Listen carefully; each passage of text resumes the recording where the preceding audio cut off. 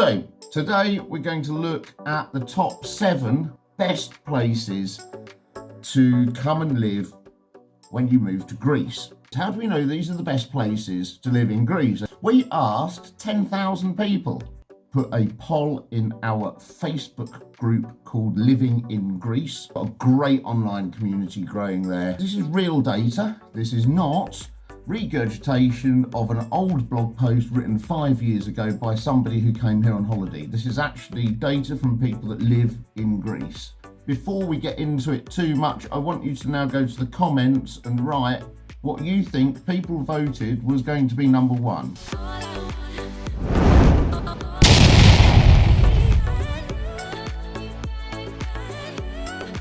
joint 8th was Piraeus, which is the port near Athens, Kalamata, which is the town on the south end of the Peloponnese, Mykanos, joint 8th. I would have thought Mykonos would have been number 2, after Santorini, of course. Corinthos is like the weird town near the Corinthos canal, which separates mainland Greece from the Peloponnese. Kefalonia is here. Yeah, great. So they're all joint 8th, and only 3% voted for each of those, right? Number 7 is Corfu. 4% of people voted for Corfu, right? And Corfu, it's the Green Island, it's the Venetian place, it's tranquil, but it's still got enough going on to be classed as cosmopolitan. It's beautiful. Green landscapes, beautiful beaches, made famous by the book called The Durrells, My Family and Other Animals, I think it's called, or something like this anyway. Right, so it's got natural splendour.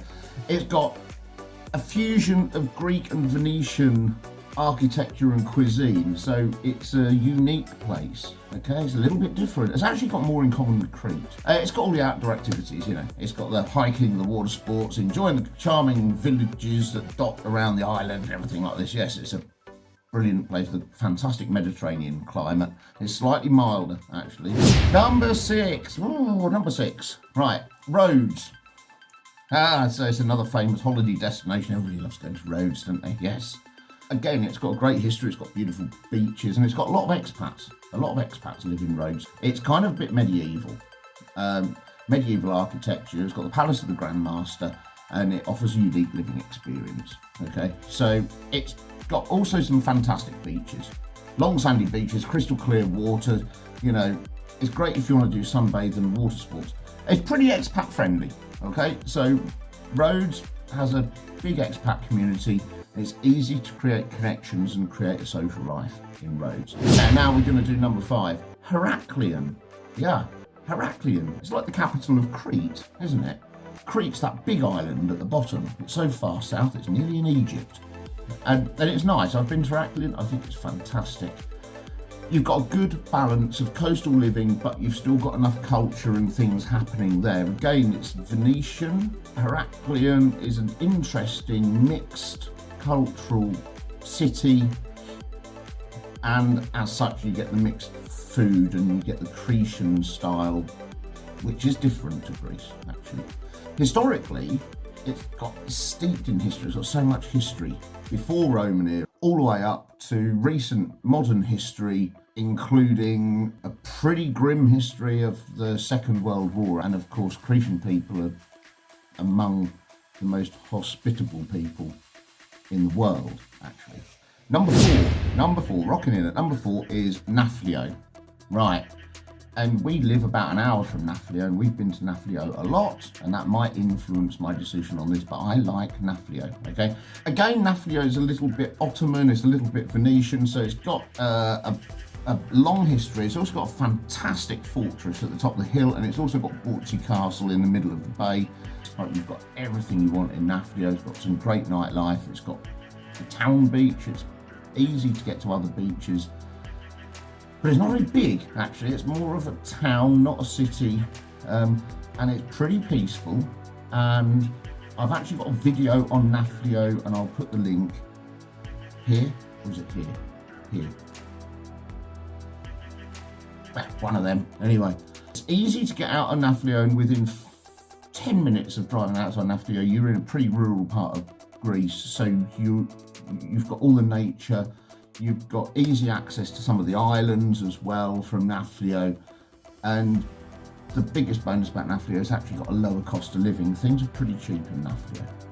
Got a fantastic market on a Saturday, and it's got enough going on. It's got enough expat community there to make it easy to network.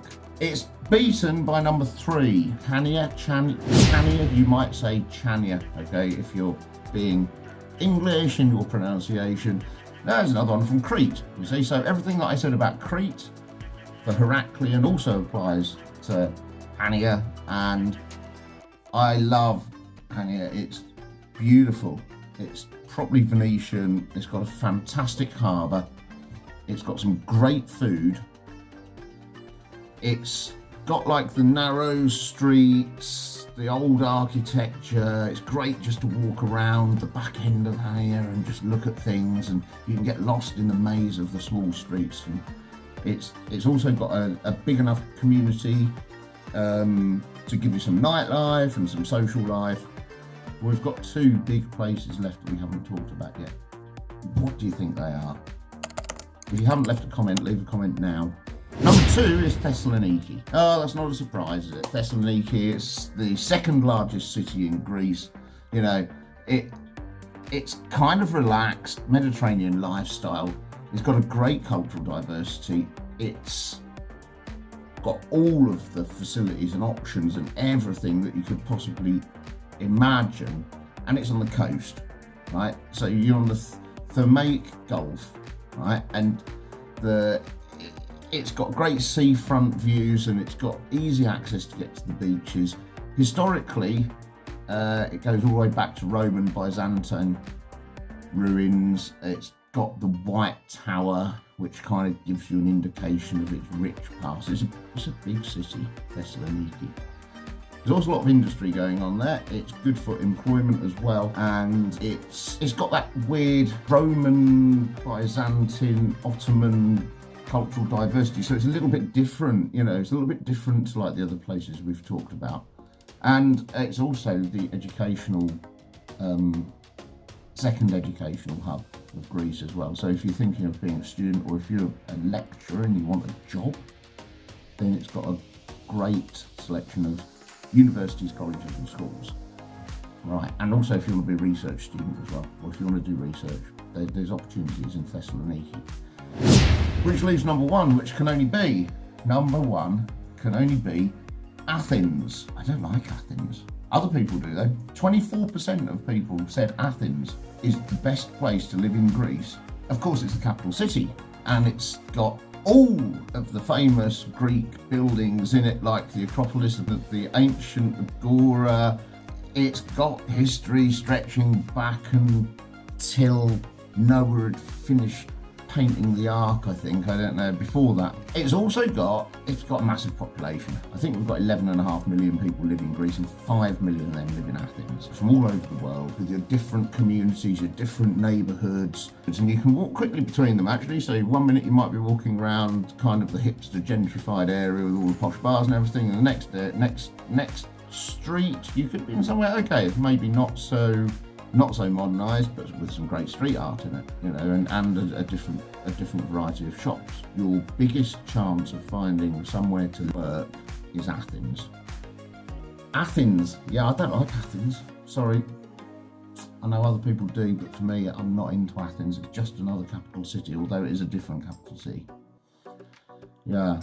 So my favourite place, Nafplio. Cool. That's the end. Big shout out. Oh yeah. Leave a comment now and see which one you would prefer. Where would you live? You know, big shout out to all of our Patreons and things like that. And of course, if you want to support us, then head on over to Patreon and support us that way. We appreciate everybody who does that. Hello, all our patrons. We love you. Yes. And if you can't, it's completely understandable. The best thing you can do actually is leave a comment, because it helps us with the YouTube algorithm, okay? And of course, liking, sharing and subscribing and all of that. So if you haven't subscribed yet, come on, ding the button. You know, people say smash that button, right? No, don't do that, just press it. You don't need to smash it, it's fine. Break something. Yeah, cool. And leave comments. And You can email us in the email address in the description below. Check out the description below for loads of other useful information. Don't forget the Living in Greece Facebook group with more than 10,000 people in it now. It's a lovely little online community with loads of helpful comments from people that already have made the move to living in Greece. Best thing to do is to stay safe out there and be good. And I'll see you next time. Okay, bye-bye you.